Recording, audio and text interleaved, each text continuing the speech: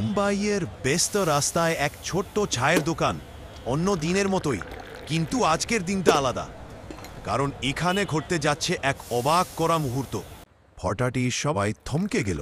চায়ের দোকানের কাউন্টারে দাঁড়িয়ে নিজে হাতে চা বানাচ্ছেন বলিউডের সুপারস্টারের মতো দেখতে এক ব্যক্তি।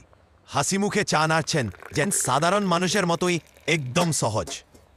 একজন লোক এগিয়ে এসে বললেন, বাবা, এ তো বড় অভিনেত্রী হয়ে এখানে চা। তিনি মুচকি হেসে উত্তর দিলেন, খ্যাতি আলাদা, কিন্তু মানুষের ভালোবাসার স্বাদ এখানে। এবার দৌড়ে এলো কয়েকটা বাচ্চা, হাসতে হাসতে বলল, ভাই, সেলফি চাই। তিনি বসে পড়লেন ওদের মাঝে, যেন তাদের বড় ভাই। হাসিতে ভরে উঠল গোটা রাস্তা। সূর্য ডুবে যাচ্ছিল। দোকানের সামনে দাঁড়িয়ে সবাই বুঝল, এক কাপ চা শুধু তেষ্টা মেটায় না, মানুষের মনও ভরিয়ে দেয়।